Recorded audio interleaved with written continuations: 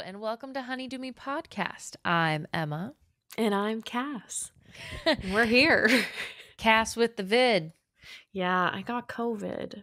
And it's so fucking annoying because I'm so fucking careful. I have been so careful for years.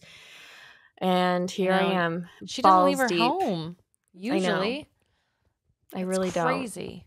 It just snuck in under your little windowsill. Yeah, it's a big medical month for me because I'm getting my endometriosis surgery this month. And now I have fucking COVID. So I'm going to be in my house and bedbound for a good portion of this month. But that's not that different for me. So they can knock us down, but they can never knock you out. That's what Kendall from Peloton says. I feel knocked out. So I don't know who the fuck thinks you can't get knocked out. Kendall is, but that bitch is wrong. I'm sorry. I feel like ass. I'm really sorry about that. And I hate being apart, to be honest. I know. It's really upsetting for me, which is the worst crime that can be committed right now. Another thing that feels like things that knock us down and out are our insecurities. Yes. I am a deeply insecure individual. I have been for many years. Oh, yeah, those. I know them well. Mm-hmm. Yeah. And they get in the way of having good sex with yourself, with partners. Mm-hmm. And we just don't want to have to think about what our body looks like while we're just trying to get some. Well, we're getting it on. I don't want to think about what I've got going on body-wise. No. Which is why we are talking with Elle Chase this week. She's a sex educator who specializes in body image and sex. And oh my God, she's amazing. I love her. Fun. Just the stories that she tells, or the way that she tells these like anecdotes about like confronting moments of body image, like grit, I don't know, and then like pushing through it. I love it. It's just Bible, you know? Fucking A. Just Bible. Just absolutely. Yes. So enjoy these words. Yeah. What were you going to say? I don't have anything fucking else for you. So we're going to pass it over to Elle Chase, and we'll see you on the other side. Bye. Bye. I'm Elle Chase. I'm a certified sex educator, sexologist, and coach. I'm also the author of Curvy Girl Sex. And I do coaching around body image and sex, that intersection, erotic empowerment for women, and relationships, couples, and even the odd life coaching. So that's a little bit about me. Yes. I love a life coach. I don't know if she's technically a life coach, but I'm in coaching right now, and it is better than therapy I've had in the past. So it's priceless. I'm in it too. Yeah. I'm in therapy and coaching. It's amazing. It's like they meld together beautifully. Yes. Well, thank you so much for being on. Today we want to get into body image and sex. So let's start there with how does body image impact the sex that we are having? Well, that's a pretty broad question. I can speak to it. I can speak to it specifically for women, because body image it's in some studies it says it is the number one reason why people don't enjoy sex or women don't enjoy sex. That's just you can find many studies on that, and there are other reasons for people not enjoying sex as well. But if you look at women growing up in our culture, we have never known a culture that didn't tell us what was beautiful, what was attractive, what was desirable, what was worthy of love. And we get those messages all day long, constantly, subconsciously, consciously, and it seeps into our relationships. How many times have you been with a friend or a mother or whatever where it's like, I wouldn't tuck that in, or, let's find a different dress for you. It's one of those things where I think that we're constantly monitoring what we wear, what we look like, and comparing ourselves with others. So to bring that into the bedroom, to have good sex, you need to be able to communicate. And you also need to be able to relax and be in the moment. And you can't do that while you're wondering if they're looking at your cellulite or if you are trying to hide your cellulite, not trying to lay in a way that doesn't show your rolls, worry about your makeup smearing, your hair getting, messed up. Sex is messy. It just is. It's the nature of sex. And so, so body image and sex, that intersection is a really powerful place to work in. I find it really, really interesting and rewarding. Mm-hmm. Mm-hmm.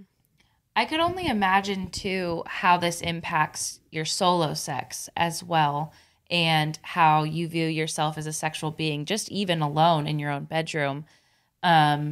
Not to mention adding in another person or persons in the room with you. So is there any thing off the top of your head about how our body image impacts like our masturbation practices? Oh my God, I'm so glad you brought that up. No one's ever brought that up. And it is so important. Mm-hmm. It starts at home. Starts in the home. Because, let's start from the beginning. As people with vulvas, we don't grow up touching ourselves down there. Mm-hmm. People with penises touch their penises. They have to pee. They're always, messing with it. But we're sort of told you wipe it and that's it. And it's a cleanliness thing. Right. And then we grow up, we're not really taught to touch our bodies in that way, and we're not encouraged to. So I encourage people to get to know their bodies first before they jump into it with somebody else. Be comfortable with how your body feels to you, so you're not surprised in the middle of sex. If you start a deliberate masturbation practice, and spend time with yourself, even not even touching yourself sexually, but just rubbing your hands over the topography of your body and getting used to it, you will find places that you really enjoy being touched. You will find places that you really enjoy that, like, wow, that's really soft. I said to my friend Anne yesterday, I was putting this dress on without a bra, and one of my nipples was up here and one of them was down there. And I said, my nipples are cross-eyed. Yeah. And I said, I think that's kind of cute. At the same time, we always want perky boobs and all of that. And I think when you get to a certain place, you start to look at yourself in a different way and accept your body in all its glory and all its supposed flaws, and you're able to sort of say never mind to yourself in the moment with somebody else. That is the first step to feeling sexy in your own body, is getting embodied and being in your body and knowing that it's not a foreign place for you. It's a safe place, and it is a sexy place. So I hope that answered your question. Absolutely. Yeah. A lot of our listeners expressed feeling like stuck, almost like not able to get that sexy feeling and not able to feel sexy.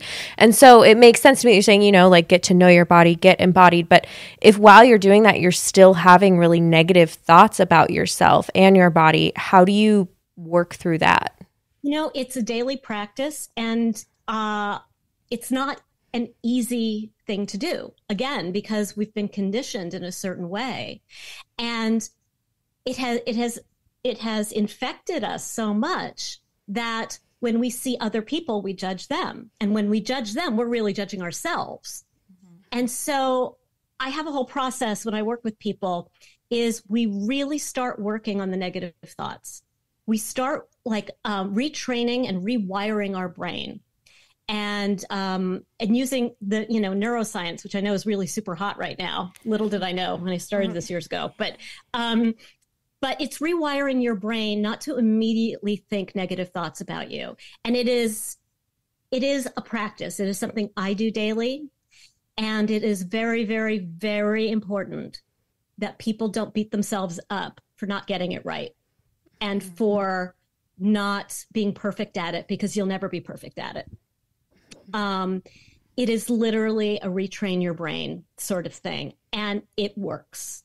It works. I did it myself. It works. It doesn't mean that I don't think of myself that way sometimes, sometimes a lot. Sometimes when I'm with a partner, I'll be like, oh my God, I just feel so ugly. But I'm able to push that aside now. And I'm able to ground myself in times where I really did feel sexy in my body. And those are the times you really want to remember and you want to feel and you want to get as much sensory memory with it as possible, because that's going to be your lifeline later on. So I've heard that detaching like your worth from physical compliments is huge. And so how can we, without this being the opposite of what we're talking about, how can we feel sexy and good in our bodies without looking at ourselves and like hyping ourselves up physically?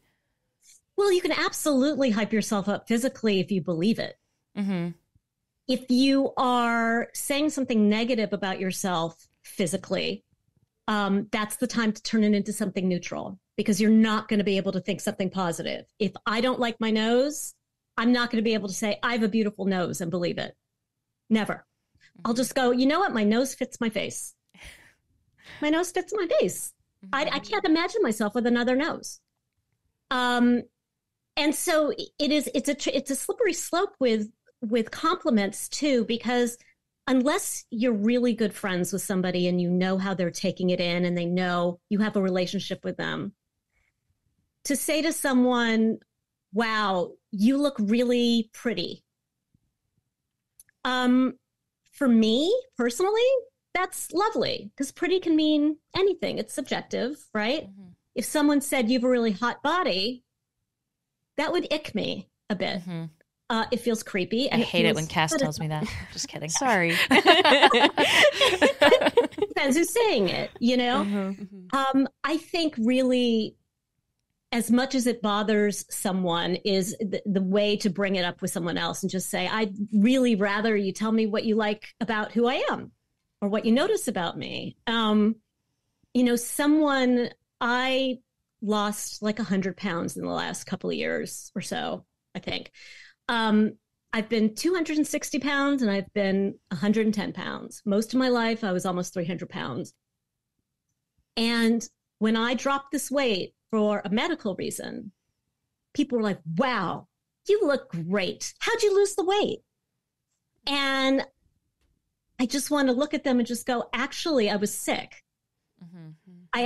This is because of a medical condition that I have. Mm-hmm. Because people don't think like that.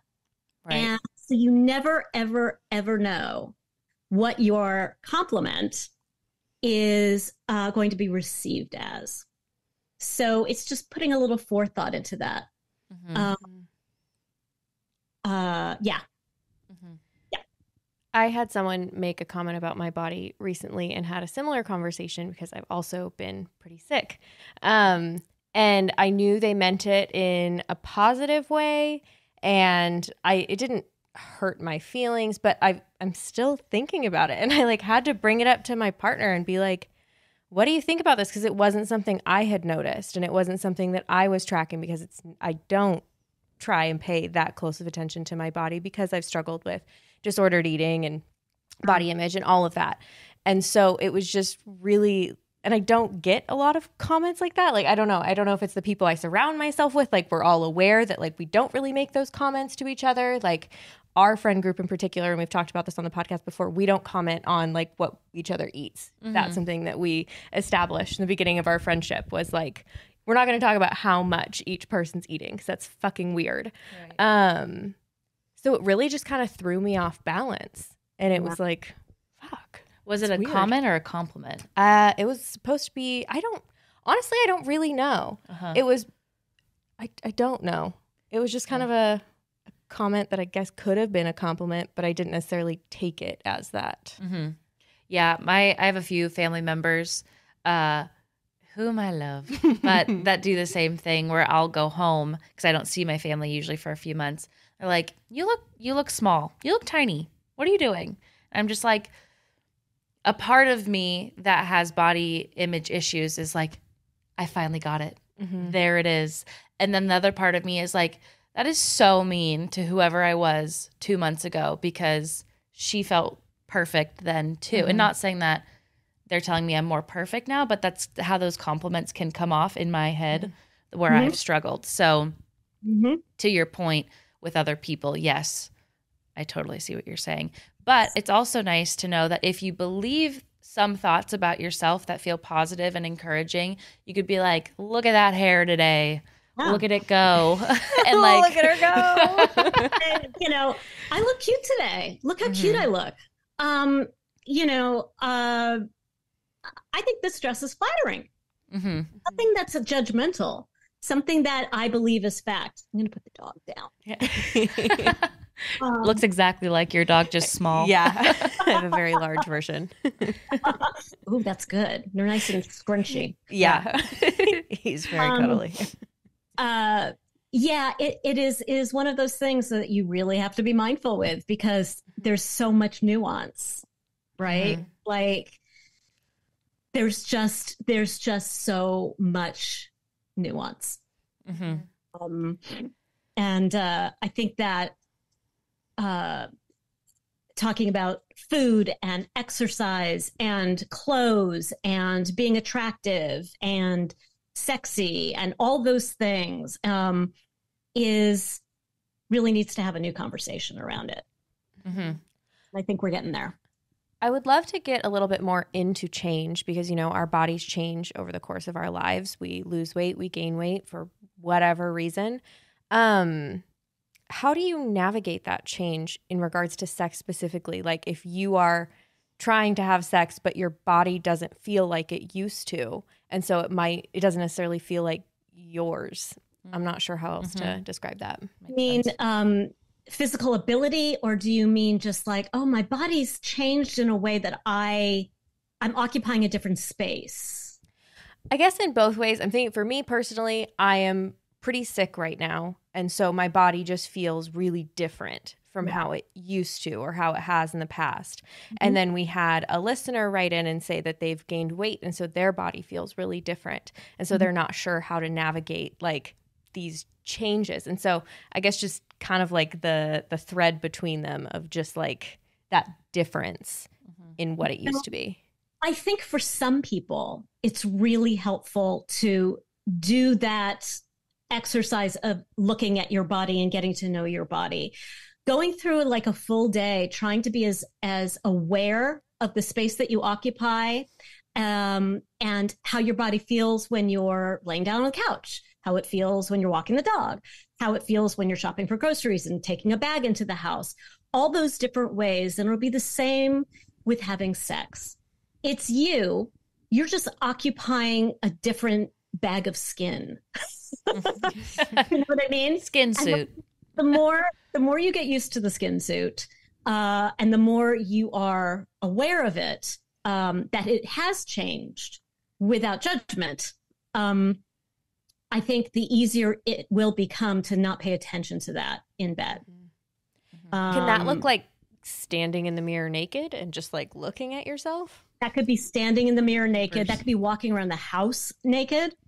Okay. And just spending the day, you know, walking around the house naked, you know.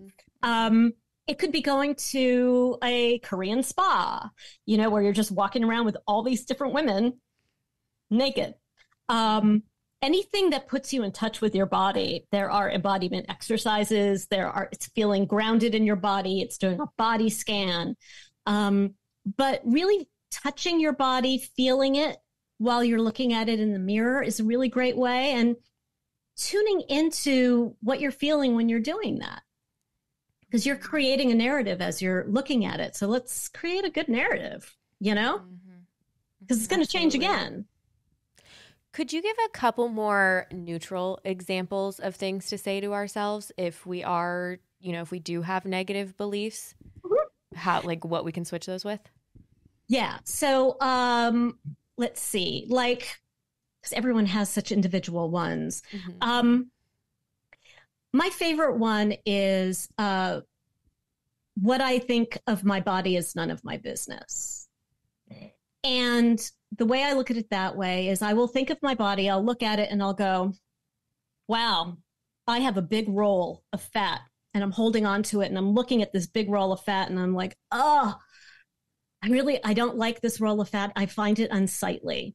And then I'll go, no, this roll of fat is a part of me. It's a part of my stomach. It's a part of my body. And I'm really grateful for that here when I'm cold. When I want to have a sexy little pout coming out of my stomach. Things like that, because it's individual. I gave you the nose one because that's a big one for me. There are some that are, let's see, what did someone say the other day? Cellulite. Oh my God, I hate my cellulite. I have cellulite. It's so gross. People are going to be looking at my cellulite. They'll think it's disgusting and gross. I'll say to them, you have cellulite. You aren't cellulite. Cellulite is on my body. Most people have cellulite or will have cellulite. Most people don't care about the cellulite. I don't care about the cellulite. It's just there. It's just a part of who I am. And it has nothing to do with whether I am sexy or sexual or desirable or not. My cellulite is just part of me growing up. Yeah, it's better when there's a specific one there. But at any rate, that's sort of one. I was always telling people, like, if you're giving a blowjob to somebody and you have long hair, you know, I used to always be like, oh God, my hair is going to get in the way and it's going to get all like weird and crusty and wet and it's going to be all over my face. And it's like, I'll just put it up in a scrunchie. You know what I mean? Like, just get it out of the way. Get it out of the way, you know? And so it's sort of like thinking about it, MacGyvering the neutral thoughts for yourself. But you have to be able to believe it. Right. Yeah. I kind of love that metaphor. Just get it out of the way. Get it out of the way. I've heard the is none of my business type of saying in regards to other people's opinions of me. It's like, oh, what they think of me is none of my business, which is hard to believe, but I'm trying. It's hard. It's actually the title of an old book, an old self-help book. What you think of me is none of my business. And but if you think about it, wouldn't that be great to really pick and choose whose opinions you really want to care about? Oh, yeah. And yeah. And so what I think of my body as none of my business is it's none of my business if I think I look good either, because it's neither here nor there. It just is, you know? My body is a very small part, or my looks or my physical visage is a very small part of what makes me sexy. And I think by focusing less on what we look like, we can get in touch with those inherent qualities that we all have that are so individual that just make us really attractive. You know, people just say, you got to have confidence. Yeah, well, yeah, but that's hard, you know? That stuff comes from doing that work of retraining your brain and really getting connected with those parts of yourself that you really like. That's your gold. And I know for me, like, my thoughts are definitely a reflection of other people's thoughts and of media and social media. And so not all of my thoughts just come from me. And I think that's a pretty hard thing to separate as well. So it would make sense that, you know, what I think of myself isn't necessarily my business either. And I feel like that can also be separate from what you feel about yourself. Yes. Sorry, my dog he gets very anxious when I'm not paying attention to him. Oh, I get it. You know, asking yourself and doing some inner work on, you know, where did this belief come from? Like, really, you know, why is it that the roll on my stomach is considered ugly? To who, really? To me, but because I grew up in the 80s and 90s where it was heroin chic and you had to look like Kate Moss. That's why. It's all subjective. It doesn't make it's not fact. It's not fact at all. Right. Yeah. When you're still working through your body image, thoughts and opinions of yourself, and you're someone like me who is single and trying to date, how does that impact your dating life? Like, how does working through maybe negative self-talk or negative body image impact that? It's a process. I mean, I can't tell you that there's going to be, I can just give you 3 tips and you're ready to go on a date. I wish, though. You sure? Are you sure that's not on there? I'd be a very wealthy woman. For me, it is doing that work, that process, and then getting into a headspace of, why am I dating? What do I want? And again, changing your outlook to, as long as I feel like I look at least okay, you know, I'm winning. Because most of the time we'll walk out the door if we go for a date and we'll be criticizing ourselves. I should have worn that outfit. I'm wearing too much makeup. He's not going to like that much makeup. Or, you know, she doesn't like long hair on women or whatever. It's getting comfortable with being who you are, what you look like, and going out there and just going, you know what? This is how I came out today. And I'm not doing any more. Like I have been working all day long. I had no makeup on. I was, you know, in sweats. And I'm like, oh, fuck, I got to put makeup on, right? Oh, man. And I'm just like, Lord have mercy. And so I'm just putting makeup on, and my hair is in that middle stage between short and long. And I look like Buster Brown. And I'm just like, you know what? Stop. You look fine.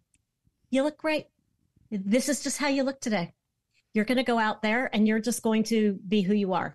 This is who you are. And again, it comes with starting with retraining your brain and really being aware of how many negative thoughts you have a day, where they're coming from, where those ideas were seeded in you, the people in your life that made you feel bad. Did you hear it on the schoolyard? Did dates tell you this? Did old lovers tell you things that freak you out now? Everyone has it. And it's a form of trauma. So we need to retrain our brains. And it is possible. There's a neuroscience called memory reconsolidation, where it's very complicated, but you basically hold 2 thoughts at the same time to retrain your brain. You still have the memory of maybe the time that person said, oh, you know, you look ugly, but you hold that memory and you hold a better memory of that, a better interpretation of that memory. So maybe they said that to you, but you're taking it in differently at the time. And it sort of plays over the tape. It records over the old tape, and you're able to work through trauma that way without, having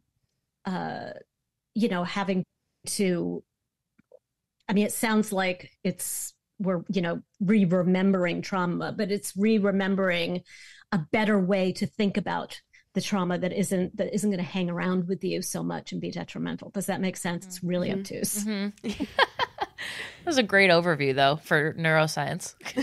Well, thanks. Yeah. Okay, so we would love to talk a little bit about positions, because one, that is what a lot of our listeners asked when we asked them what their questions were around body image and sex.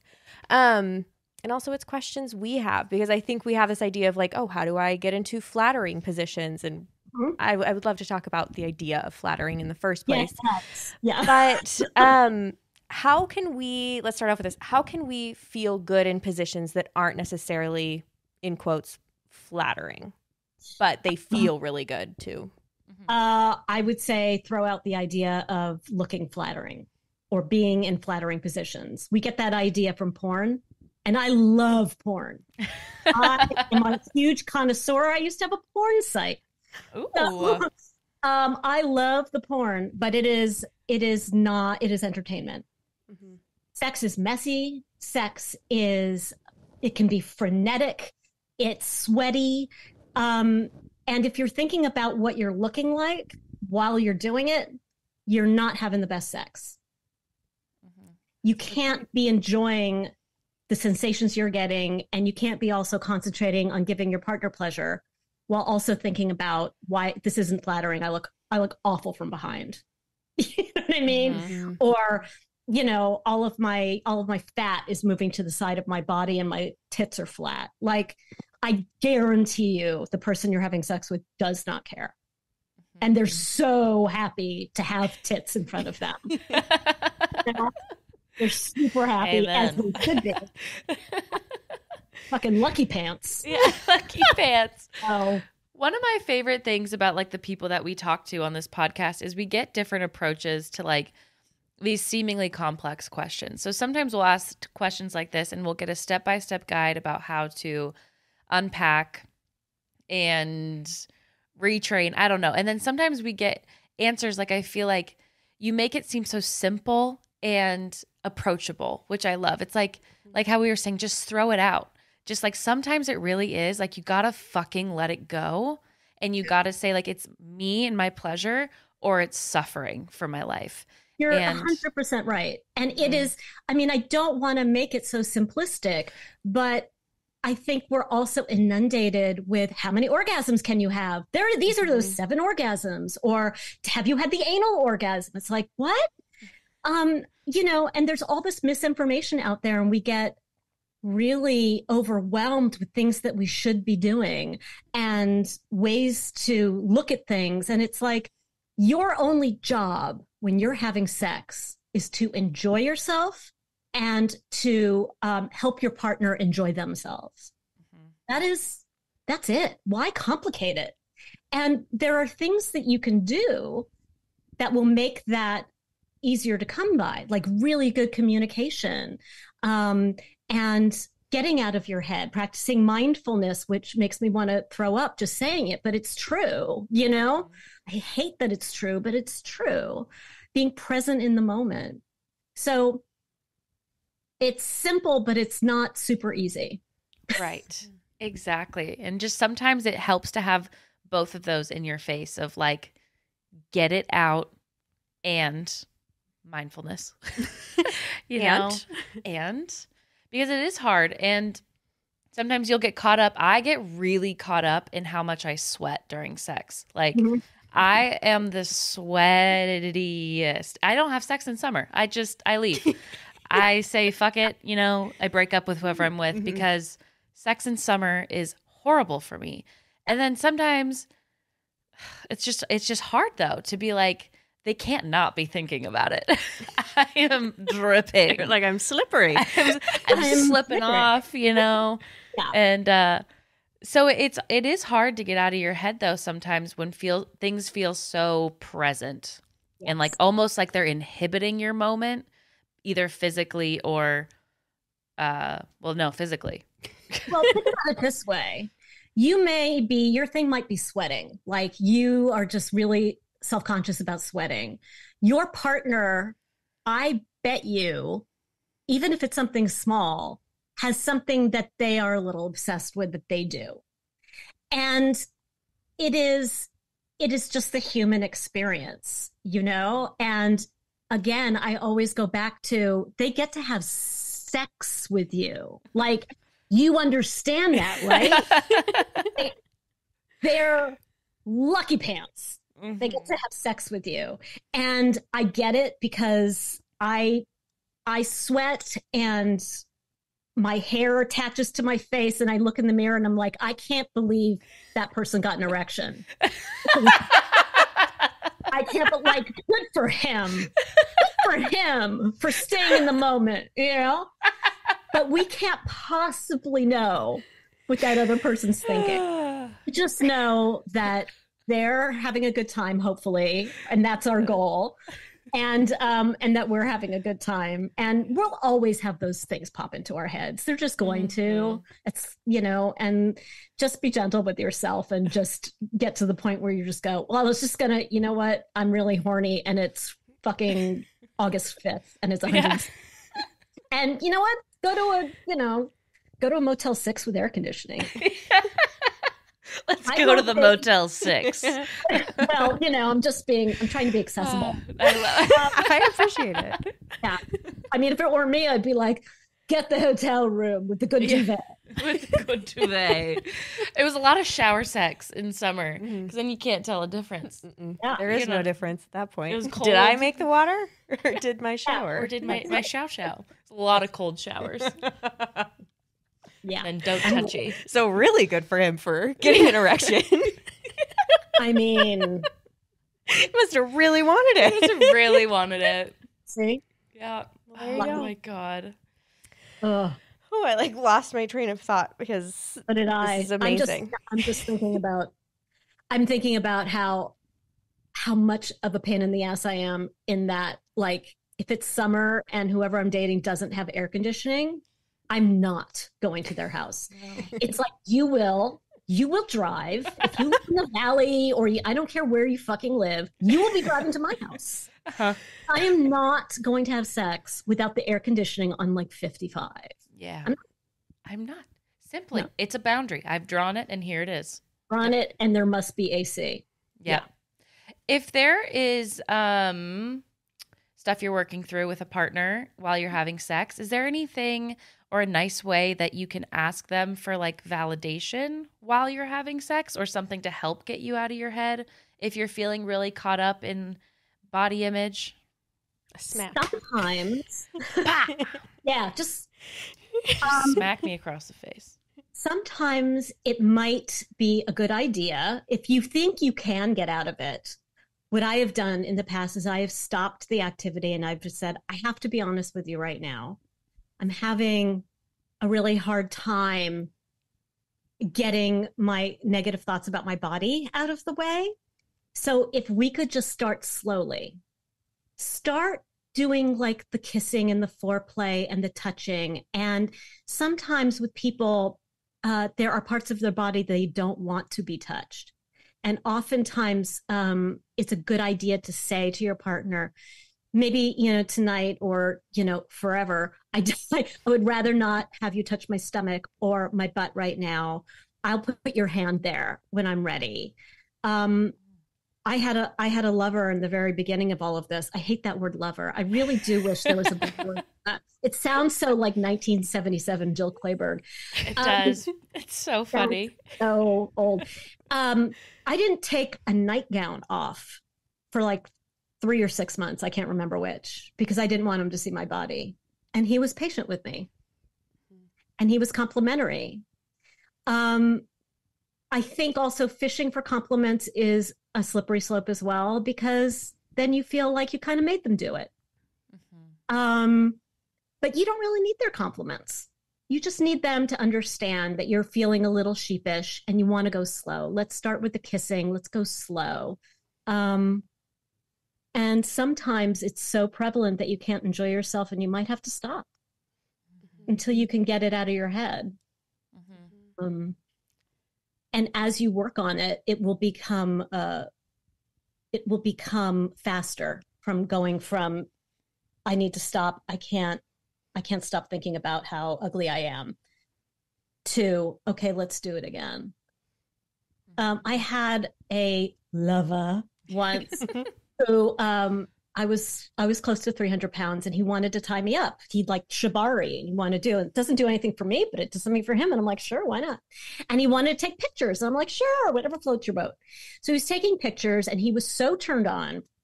And he showed me the pictures. And when I saw myself with all of my rolls and fat and sweat, with my hair plastered and my nose, which I didn't like, and all of that tied up in these ropes, I was horrified. And I didn't know what to do because I'm here with this guy. We rented a hotel room with a good duvet and an AC. An AC. And I was like, okay, I need to take a break. Let's go do something else for a few hours. And you know what? It only took a couple of hours for me to get back into a state of not thinking negatively about how I looked, because clearly he enjoyed it. I mean, he was raring to go. it was my judgment. And it was my idea of what attractive and desirable is. And I couldn't shake it for a little while. And then I was able to shake it. In the past, it would have taken me weeks to be able to have sex with somebody again. You know what I mean? Yeah, I love... Oh, go ahead. No, I sometimes go off on a tangent, so I was hoping. Not at all. I love the stopping, because I feel like we are told in so many situations, whether you're experiencing pain, discomfort, not aroused, doesn't feel good, whatever it may be, that like we should just push through, just like deal with it, just try whatever. So I love that you're saying to stop. And the second thing I want to say is I like what you said about the nightgown as well, because I'm wondering what your thoughts are on, you know, if you are struggling with your body, if you're struggling with a certain part of your body, what are your thoughts on like wearing clothes or getting into a position that, you know, your partner doesn't see that part of your body while you're still working on that? Because I feel like it's hard to both want to be so positive about your body, but then be realistic about where you're at. Then you end up feeling guilty of like, oh, but I don't love my body yet. And I'm not actually experiencing pleasure because I'm still thinking about this fucking thing. Here's the thing. This is my whole philosophy in a nutshell, is in one word, is relief.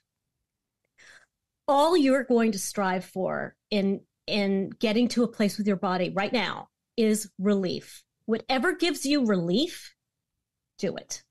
So you're not striving to get to the goal of, I'm going to be naked and doing all the positions and acrobatic.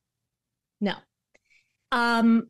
We're never going to get there, in my opinion. I mean, some of us might, but I want to meet those people. You do whatever you need to do to have enjoyable sex. And if your partner is not into what you need to do, they're the wrong partner for you. If you need to wear clothes, if you need to not do it doggy style, or if you need to wear a fucking parka and mucklucks and do it missionary until you feel okay, I am a huge supporter of that. And I don't care how long you have to do it. As long as you're working on challenging those thoughts, you're already a success. You're just looking for some relief. Maybe one day you'll take the mucklucks off, and that'll feel like champagne. And then maybe one day you'll take the parka off, and you'll just have the sweater and the ski pants. But it's all okay. And the person that you are with is going to want to be with you. And that's who you want, especially when you're being so vulnerable and there's so much pain. There's physical pain for people, but emotional pain is just as important. And we cannot tell ourselves to power through emotional pain. It is going against our own consent,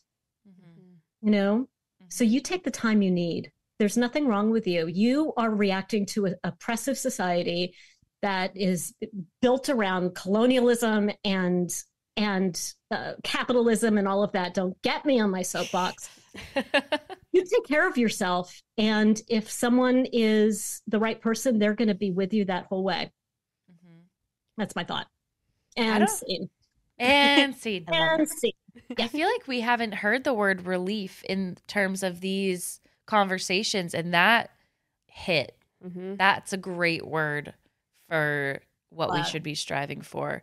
I've been realizing that with like types of clothes that I wear. I really want to look like how the model who's modeling them wears or looks like. And so I buy it and I feel like shit because I hate that type of material. I hate that type of silhouette or whatever. And then I feel like shit, but I'm like wearing the thing that everyone else is wearing.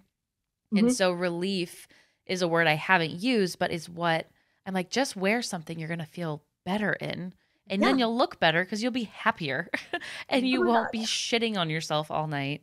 But relief, that's a really good word for it. Just if you can't get to I look great, just get to something that is relief and comfort.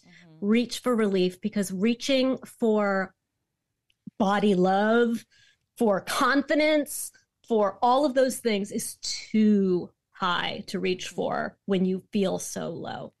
Right. In the beginning of my relationship with my husband, I used to always make sure that the lights were pretty much off and that we were under the covers when we were having sex. And that's just how I felt the most comfortable. But then I started to feel really guilty about doing that because I'm like, well, I shouldn't do that. I should feel more confident. I should feel fine with the lights on. And so like I went the exact opposite and I was like, well, we can have the lights on. We'll be on top of the covers. Perfect. But it was like, it always just gave me wonderful. It always just gave me like a little bit of anxiety, and it's like, that's shitty. I don't want that anxiety, but then I'm dealing with the guilt at the same time. And so I feel like I've started to find a medium of like, I like dim lights, and if I'm cold, I'll be under the covers, and if I'm not, I won't.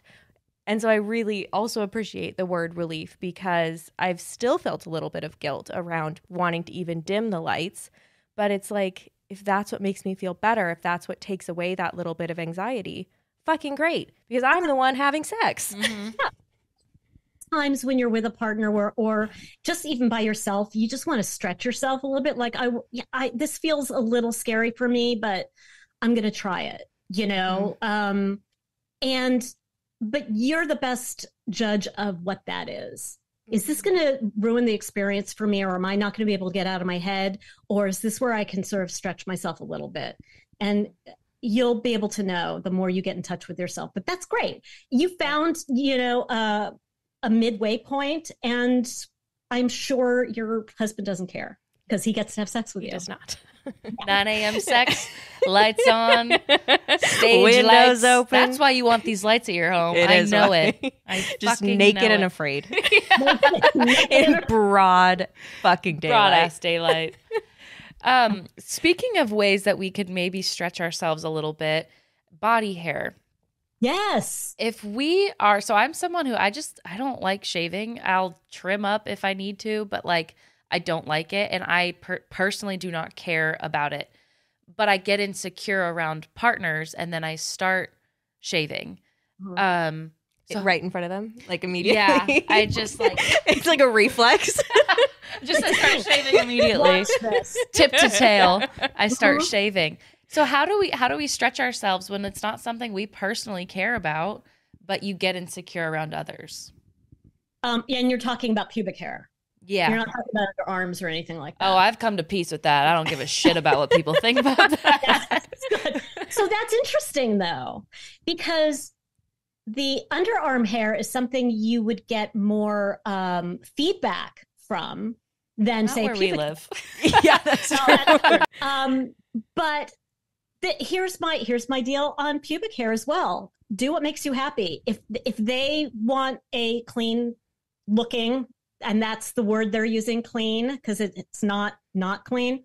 If they want a shorn pussy, something shorn, they can pay for it if they want it done. That was the best answer I've ever heard. And because it's not. I mean, balls, if we're talking balls, okay, because if it's another vulva owner, then, you can talk, just like, oh, you want it waxed? Great. You can pay for it because now you know. But balls are not the most lovely, hairy things. And do they care? No. I think it's what you should do is what you want. Don't shave. I mean, I would trim if it gets really long, just out of courtesy. So you're not a courtesy trim, right? Just but it's a personal choice, and you should do what makes you feel good. God damn it! And if they want to shave, then say, okay, well, I don't feel like shaving. I don't, it's not something I want to do. People have been eating out hairy pussies for thousands of years. It's not that it's a body part. Should be a book. There should be a book. But my favorite thing to say is like, oh, you don't get wax? I'm like, I'll get waxed when you get your balls waxed. Ooh. That's what my husband has always said. He's like, I'm not going to do anything, so I don't expect anything from you. I love that. See, there are guys out there that get it, that are just like, and there might be a preference. You know, some people will prefer shorn balls and a shorn pussy, but in the end, it's like that also comes from porn. So, you know, I definitely have an insecurity around body hair and pubic hair, not because of my husband. I feel like I've relearned a lot and like healed a lot of that insecurity with him. But I had a past partner make some not so nice comments and say like, I want you to do this. And it's like, we were pretty young. It was obviously a result of porn, but it's like, it stuck with me so intensely because before he said that, I had no concept of it. No idea that anything was wrong. And then he said something was wrong. And so now I'm just like, I still hear that stupid motherfucker's voice. Rat child. That little rat human. I mean, think about it this way. It's like saying, you better do something about that elbow. You know, that elbow is really unsightly. I'm going to say that to him if I ever see him again. Say that to him. Wonky elbow, my guy. Your unsightly elbows. It's a body part. It says a lot more about them than it does about you. And adults don't care. They don't. Yeah. And that doesn't even touch on all of like the hairlessness that is linked to like pedophilia and all of that kind of stuff that is just like seeped into our culture and so disgusting. Yeah. When you initially said if you want it waxed, pay for it, I also thought like about like pay for your own porn then with like wax pussy and like go off. But I was with a partner once and he's like, yeah, I don't mind. I like it. He goes, you know, it might be kind of fun if you got it. And I actually like how I feel when it's waxed, but it's painful as fuck and it's expensive. And so I said to him, oh, I'll be willing to do it if you pay for it. And he's like, that's not worth it. Isn't that crazy though? Like the second any other person has to do what we have to do, they're like, $55 is not worth this request. And tip. So 65. And if they do my butt, it's more. So it's like, it's just so crazy. They're like, really? Not like I've ever had the experience, but like that, I can only imagine the up in arms that they would get because of their inconvenience. And it's like, you're ripping my skin. And I'm in a compromising position in front of a stranger. Intimate, real quick. The stranger is picking you up like you're a baby getting a diaper changed. Spreading hot wax on a very sensitive area and then ripping that hair out.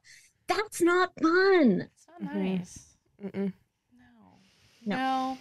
The fun, crazy fact that I learned is that if you are a menstruating individual, that completely affects the pain levels. I did not know that. And I have gotten waxed before, and then one time I did get waxed, and it was before my period, but I didn't realize that this was a fact. I almost tapped out. Like there was tears streaming. Like I almost couldn't do it and I was like shaking. I was scared of the next like rip off. It hurt.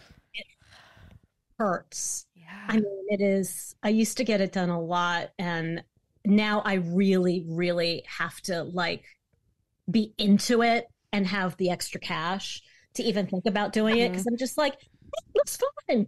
I know. You know? Need to get some commission at work those weeks if I'm gonna get waxed. Well, and I don't know about you guys, but my skin's super sensitive, so I usually have a shitty reaction the first like 4 days, and I'm like, this looks worse than when we started. And this is the best time to have sex. You know, like if you're going for smooth is the first week. But it's like there's some red bumps, some it's not good. Have you ever tried to shave your own asshole? Yes. Did you itch like nothing has ever itched? I was like, holy, that was the part of my body. I was like, oh, but my hairy asshole's like, everyone's got hair asshole. And then I was just so embarrassed to tell my friends, I'm like, yeah, I shaved my asshole. No. I shaved my asshole and I regret it. And I regret every moment of it. Why did I do that? Why? That it feels like ants in your pants. Like it is the worst feeling in the whole world. Almost immediately, like the next day. It's terrible. It's immediate. My husband is one of the most bodily confident people I've ever met in my entire life, which has been very healing. Maybe like our third date, he was like, I don't know if you've done it, but never shave your taint. It fucking sucks. Oh, God. Hello, Noted. Jurgen, right? That's your name? That's your name. I also really so nice many to meet you. intimate details, Jurg. Yes. Thank you for that. Thank you. But he was just looking out. So, yeah. Amen. Someone's gotta. Not your taint. Yeah. Got your taint. Got your taint. Got your taint. Got your taint. Little pinchers. Yeah. Oh my gosh. That was incredible. That was. Is there anything we didn't touch on that you want to throw in there? Any affirmations to leave us with? Oh, affirmations won't work unless you believe them, and you can come up with your own affirmations. But no, I mean, that I will go off on another tangent, I'm sure. Ritalin is wearing off. Starting to, Oh, that's so funny. Well, where can our listeners continue connecting with you after this episode? They can go to ellechase.com, ELLE chase.com, and the Elle Chase on all the social medias. How you feeling? Any more confident? Any more secure? Secure? You feel good about yourself now? Probably not, but you'd probably have more tools of how to work through it now that you can use. Start getting there. Yeah. Body image is not a one, like most things with your body. It's not a one size fits all. That worked too well. You're so creative and smart. I know. When you're, underperforming, I tend to overperform. I don't know. It's just a gift. That's what I tell my husband. And how long you been telling him that? Every day. Since I met the boy. Oh my gosh. Yeah, it's going to be a long road, but like the more people who are driving down that road with you, the better. I could be like my own talk, my own seminar. You could come listen to me. TED Talks are really missing out by not having you front and center right now. I'll just submit this last minute and a half. That'll be great. I think you should. Well, thank you, Elle Chase, for being on the podcast today. And thank you to our listeners for hanging out for another 7 more weeks before we retire to our season. Yeah. And not really, because we'll still be around 3 weeks out of every month. And then we'll be back to normal. Right back up your butts. Come September. First week of September. We're just kind of gently reminding you as we go so that you don't get scared. Yeah, we don't want to spook all these people rely so heavily on us every single week. Whatever. I can live in that delusion. I'm going to. So make a little nest there. Yeah. Roost within that delusion. Roost. Just roost right here. Well, what else can our friends do, Cass? I don't know. All right. So you can head on over to Apple Podcasts to rate, review, and subscribe to Honeydew Me. You can leave us a written review. You can also rate us on Spotify. You can also follow us on Instagram. And you can also subscribe to us on YouTube. And we're on Clapper. We're on Clapper. Malone seconds all that over there on my bed. Yeah, so. He doesn't want to be on camera. He's shy. And he also He's doesn't want to steal the moment. He's heard about all of those parents on TikTok who exploit their children, and he wants to make sure that his mother is not one of them because he knows what a money-hungry cunt he has on his hands. He's not wrong. I am money-hungry and a cunt. So, with that, I'll leave you. Yeah, we'll leave you till next week. Bye. Bye.